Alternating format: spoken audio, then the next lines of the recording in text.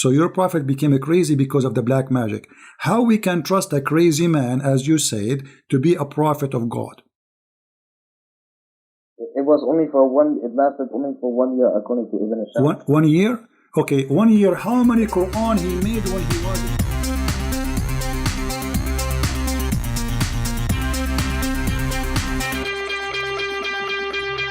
Hello everyone, and peace of Christ to all of you. Today we had an opportunity to speak to someone who is extremely knowledgeable in Islam. He is the one who decided to speak about something. And like supposedly he is prepared because, you know, he want to get Christian Prince busted. And he did really. No CP, let us see. Okay, let's talk about satanic verses. Satanic verses, no problem. Here we go. Go ahead. I want to ask you what the problem is with Muhammad receiving the satanic verses and Allah abolishing what he threw in. Okay, so you agree that Muhammad, he received satanic verses? Many of the majority of the scholars and tafsir say that this story of Al-Gharanik is a fabrication. But you just said, everybody heard you. What is your problem with the Prophet receiving satanic verses? Yeah, I do it because Ibn Ishaq and two other early books say that he received satanic verses. All right. So can you tell me the story, how Allah abolished those verses? How Muhammad, he said those verses and how Allah abolished them? What do you mean? Will he receive verses? What the verses? About Allah Manat and Al-Awza. Yeah, what he said about them? Basically, he was like praising the gods of the pagans, and later on he said, no, the pagans were happy with it, and later on he said, no, this is from Satan and not from God. Okay. And I want, okay. So you agree with that? He agreed that his prophet received satanic verses not from God. He agreed. Okay. And he's saying, what the problem with that? Yeah, because it's in Ibn Ishaq. But wonderful. The majority of the scholars and tafsir say it's a fabrication. Wonderful. My friend, we just heard all of you. What's your name, if you might say, so I can call you? Mahdi. So your name is what? Mahdi. Mahdi. Okay, Mr. Mahdi. You are welcome. I'm glad that you called me. You sound like a nice gentleman guy. Let us not to change the topic, please, one by one. You said you agree with the topic. You agree that the Prophet, he received satanic verses. But it doesn't say in the Quran that Allah, he said, can you make Quran like this? Right? Does the Quran say that? Asking you what the problem is with Muhammad receiving satanic verses. I'm telling you the problem. If the Quran saying nobody can make Quran like Allah Quran, and Muhammad, he received Quran from the devil, and he did not recognize that this is not Quran from the devil. That's mean anyone can make Quran, including Shaitan. Yeah, because it was like 3 verses. It's like meaning one verse that. It doesn't matter. It doesn't matter. Muhammad, he thought it's a Quran, and Muhammad, he recited as a Quran, and the Quran says nobody can make Quran like the Quran. So how the Prophet of Allah could not recognize that this is not Quran? Yeah, because Jibreel, Muhammad thought that he was receiving from Jibreel, but Shaitan, like, he was tricking him into receiving these verses. Guys, did you hear? Shaitan was tricking Muhammad. So Muhammad is a fool. And what does that mean? That means Shaitan, it's possible that he is Jibreel. Because if he was able to do it once, he can do it always. Correct? So now how we will know if Muhammad seeing Jibreel or seeing Shaitan? Listen carefully now. Your problem with the satanic verses, since Allah okay, no problem. Listen, as long you are the one who agreed that Muhammad, he received satanic verses, and you heard of the story that Jibreel or Shaitan, he came in the image of Jibreel, right? How and what is our guarantee that not all the Quran is from a guy who came in the image of Jibreel and he's Shaitan? What is our guarantee that the verse is saying that Allah will abolish the Quran, which is from Shaitan, is not from Shaitan himself? Because the Quran message of Quran is to worship the God of Abraham, Isaac, and Jacob, the one God. Okay, hold, okay, no problem. But you know, if you worship wrong worship, still you are not following the true God. As an example, you're a prophet, he kissed black stones. You Muslims, you claim that you are not pagans.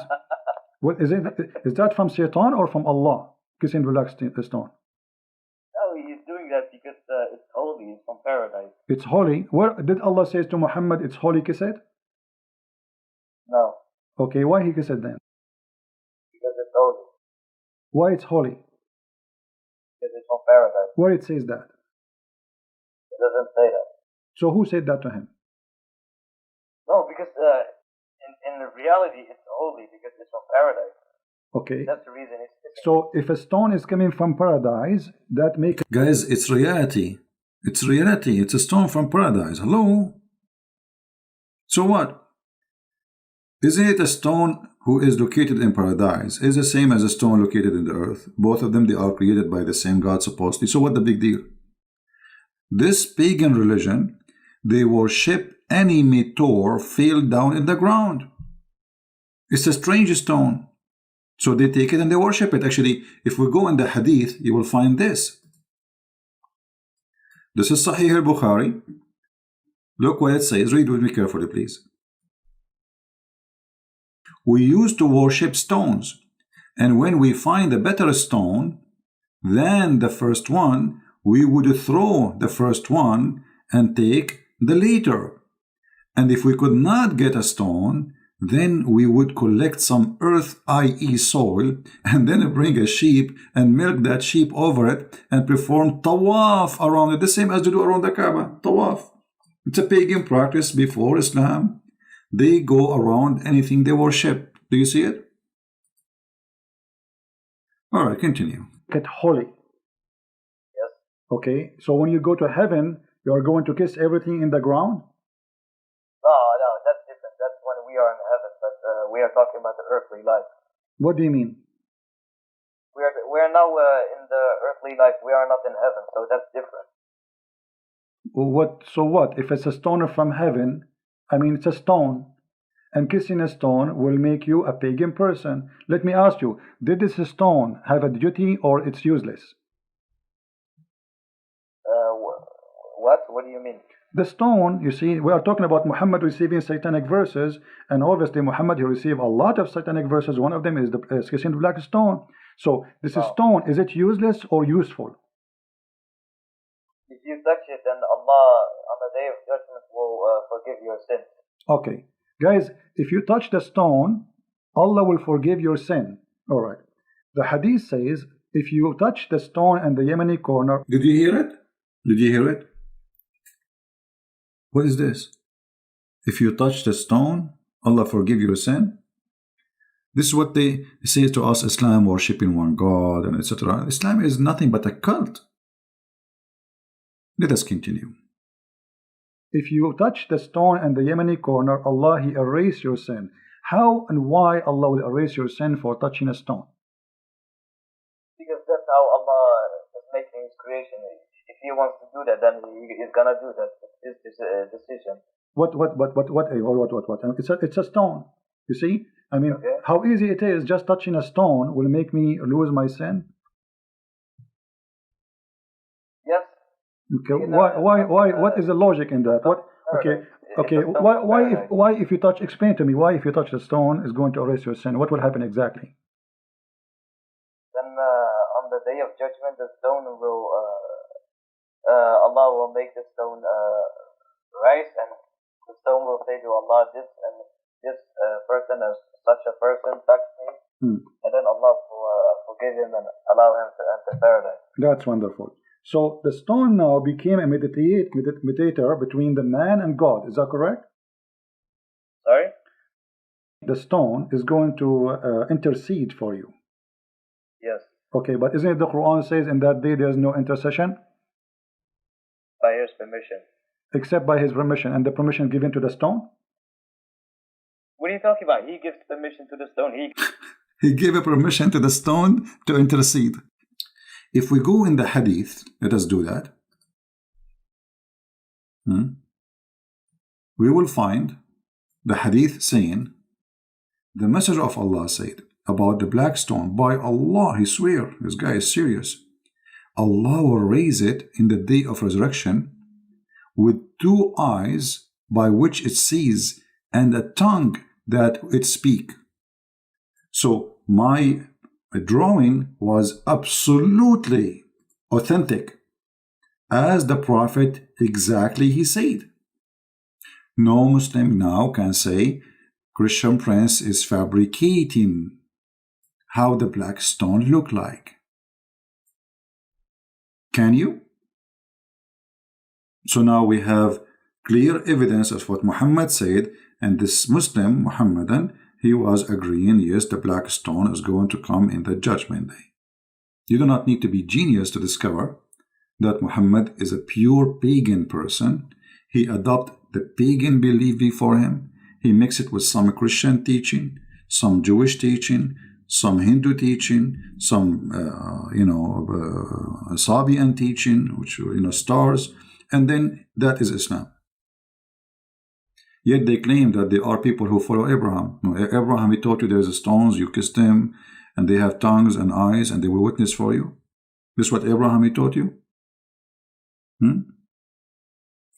Anyway, let's go back to the video and see what this gentleman, he is going to guide us to. I don't know how many of you at the end of this will decide to become a Muslim.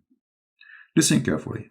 He gives permission to Muhammad. Okay, so the stone is a person, because you are saying now the stone is going to speak, and the stone is going to have a tongue, and the stone is going to have eyes.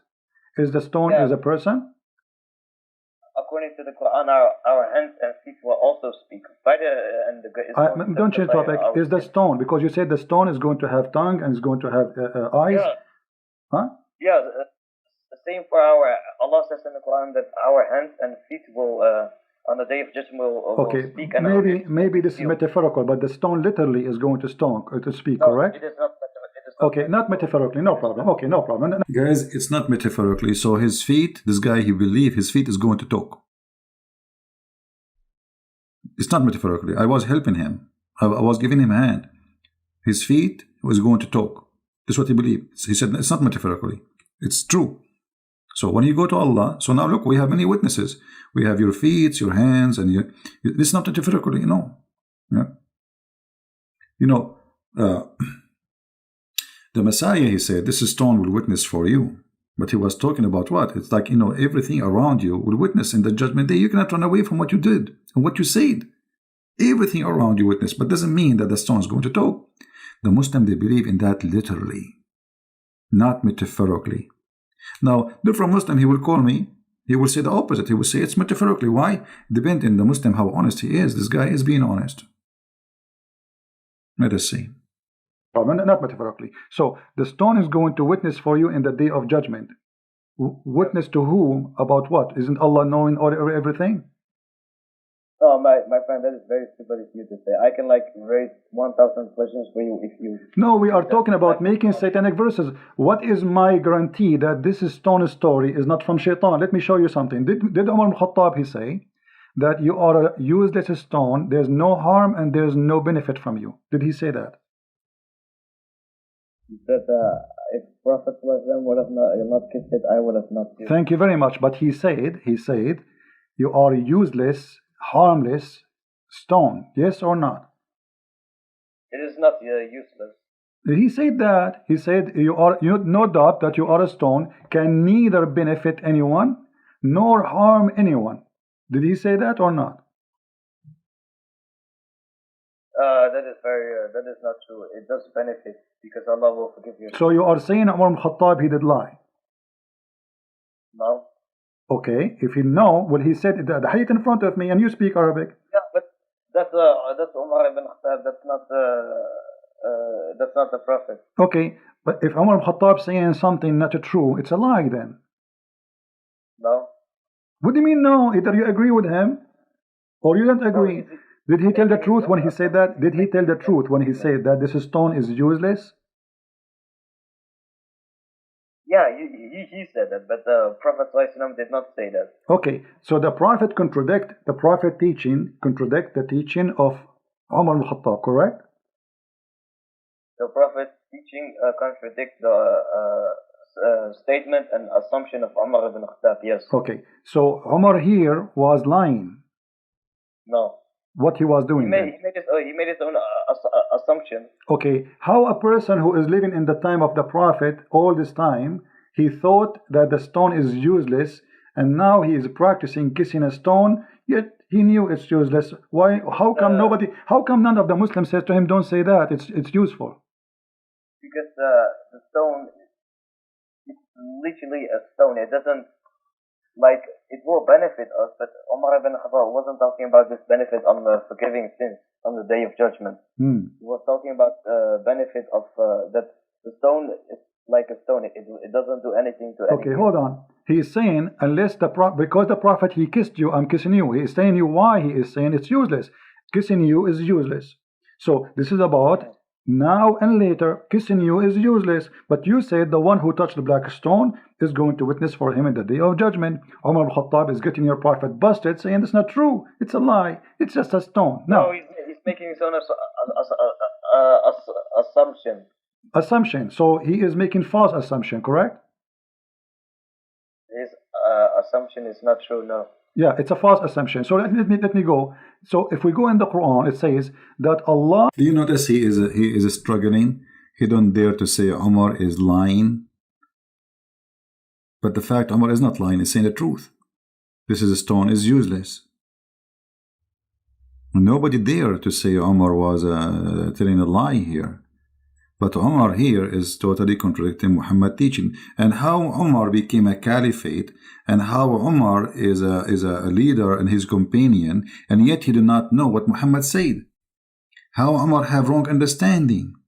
There's no way. Anyway, then we go back and then we talk about Muhammad. Let me move the video a little bit. Muhammad is going crazy. Muhammad is going crazy. Let us see, maybe here. Your Prophet, according to the Muslims, he was under the control of a black magic. Is that correct? Black magic is not shaitan. So what it is? It is magic revealed by Harud and Marut. It has nothing to do with shaitan. Okay, so your God Allah, he sent two angels to open a school of Harry Potter, and they teach magic. But who is the one who will use? You are the one saying that to me. Why you are laughing? Guys, he's laughing. I mean, it's what you're saying. Allah, he sent two angels to open a school in the Babylon Tower, like Harry Potter. Have you ever heard of a God? He sent angels to teach magic? Hello? He is a God, yet he is teaching magic? And he sent two angels, their specialty, they have a PhD in magic skills, brother. And their name is Harut and Marut. Look at the names. Have you ever heard of a satanic God more than Allah? I mean, what kind of God? He sent two angels to teach what? To teach us how we can make a man and a wife divorce. Tell us more, please. One saying that to me, why you are laughing? Chapter 2, verse 102, it says, Allah, he sent Harut and Marut in the Babylon Tower to teach magic, correct? Yes. Okay, so they open a school of magic of Harry Potter in the Babylon Tower. Now, who is the one who learned from them the magic? The people of Babylon, whoever wants to learn. Okay, read for me, please. Chapter 2, verse number 102. It says that Sulaiman is not a kafir, but shaitan. They are the kuffar, who they are teaching the magic. Does it say that? Sorry, can you show me? Okay, chapter 2, verse 102. It's on the screen. You My English is not that good. No problem. Here we go.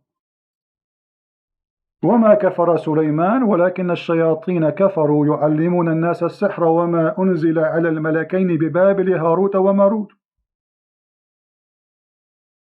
So who is the one who is practicing the bad magic on mankind? Is shaitan. The Quran says that. So your prophet was controlled by the black magic, controlled by shaitan. No. The two angels teach magic, but Allah says in the Quran that whoever does accept teaching this magic, he will enter hellfire. My friend, does it say there that shaitan? Guys, Allah, He sent two angels to teach magic. And Allah said, whoever accepts teaching the magic, he will go to hellfire.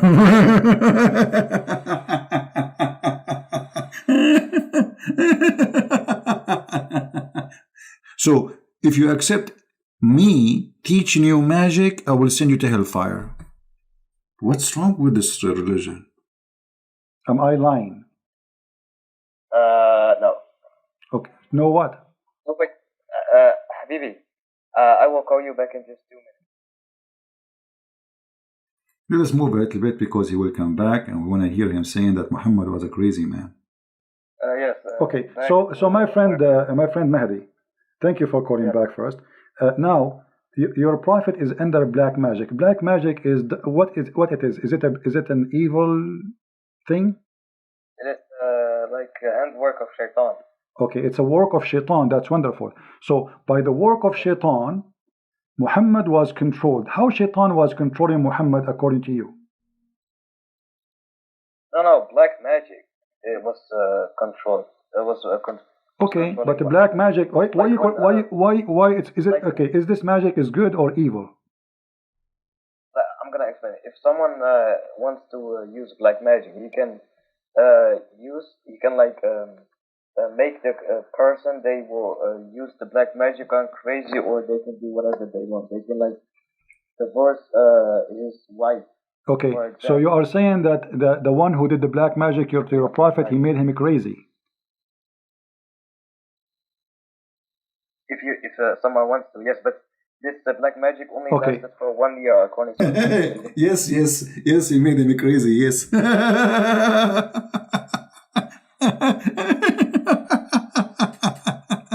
Unbelievable. Mean.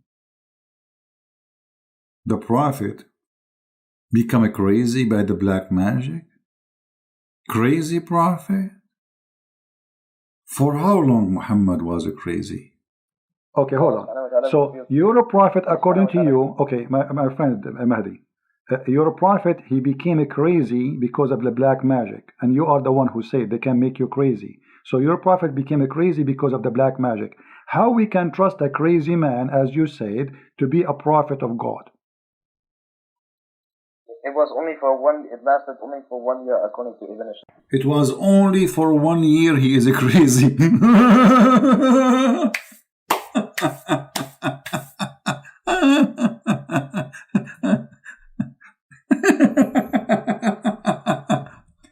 Christian Prince, what are you talking about? He was only crazy for 1 year. It's only 1 year, man. He was not crazy all the time. So now he is a prophet, and now he is crazy, and he is going to Havana.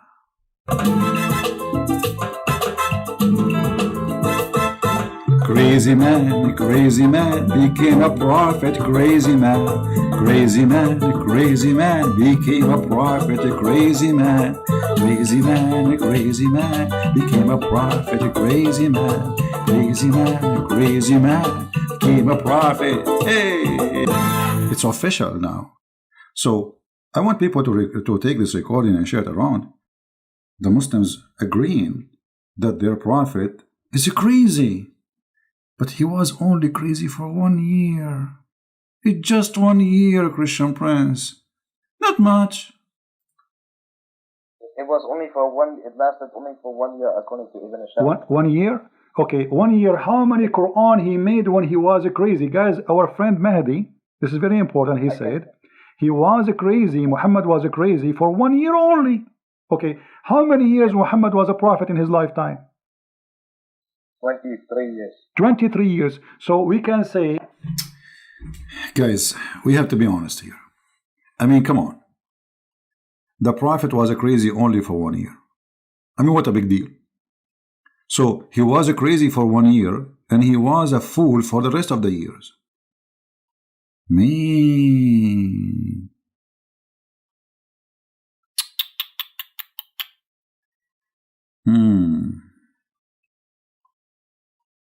I have no comment. It's official.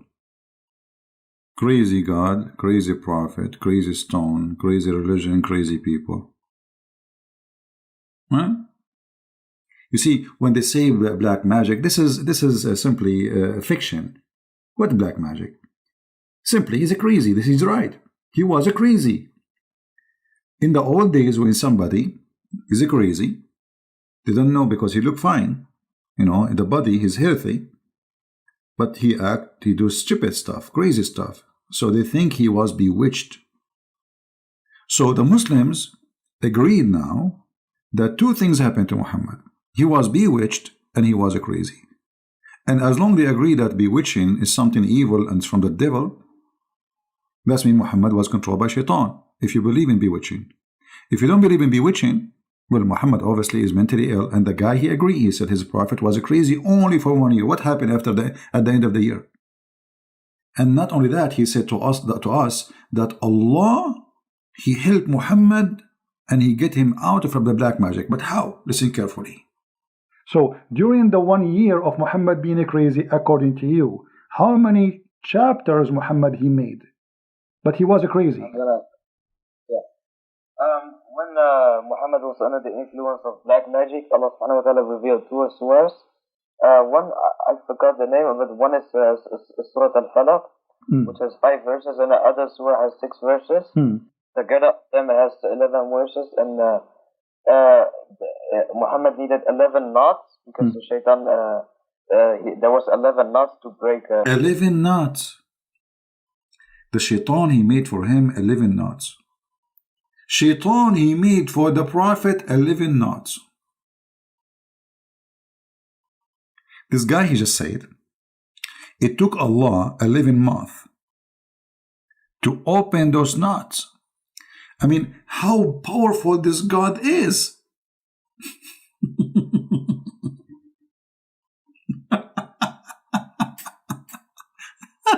Why Allah is so slow? Why it's taking Allah 11 months to open 11 knots? I can open them in 15 minutes maximum. 11 months to open a knot. This is a nutty story.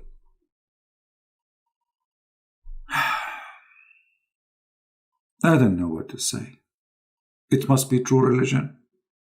The Prophet was controlled by 11 knots. At the end of the day, we are here to share with you the truth. And the truth will set you free. Obviously, Islam is a stupid cult. And I don't think anyone here have a little honesty after all what you heard just today. You will believe Islam is not a stupid cult. You see, there's many cults, they are smart. But Islam is a stupid cult.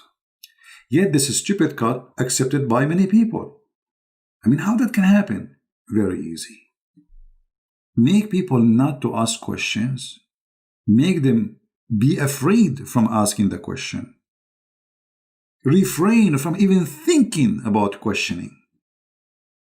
Then Islam is good. The second you start asking questions, Islam collapses. Today's video is really important. I hope people will download it, share it.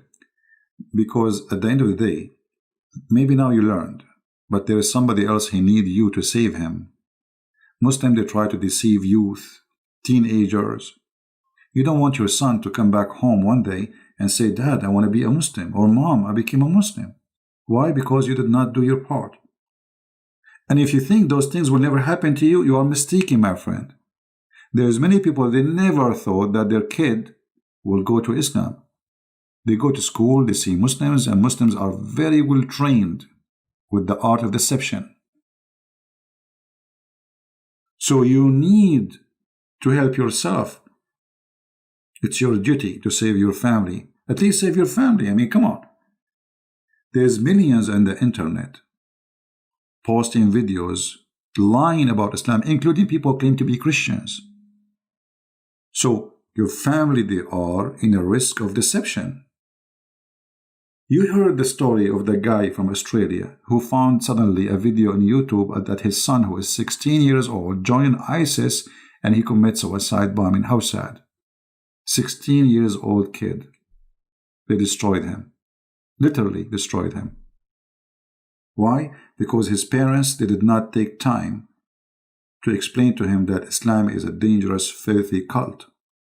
So it might be Islam is funny and is stupid, but Islam is dangerous. If you don't believe me, open your TV and watch. How many today only, they are slaughtered in the name of Allah? In Africa, in Nigeria, in Ethiopia, in everywhere. I laugh, I make you laugh. It's a comedy, but this is a very sad comedy. So really I appreciate all of you, and I pray that the Lord always will be with us, to help us, to save the Muslims, to love the Muslims, and not to fall in the trap of hate, because hate is a trap. We don't want to hate them. We want to hate the devil, which means hate. Hate the hate. Love the people. If you listen to this guy who was talking to me, you can tell this person is very simple. He thinks he's smart. He thinks he's genius. He thinks he knew it. He thinks he's getting me busted, but the fact it's a comedy. It's a sad comedy. This is the video we were watching. You can download the previous one if you did not get it yet. It's called Coffee with Christ versus Coffee with Muhammad. So I want to say thank you for being here, all of you. Until then, Christ is Lord. Islam is false. And see you soon. Bye-bye.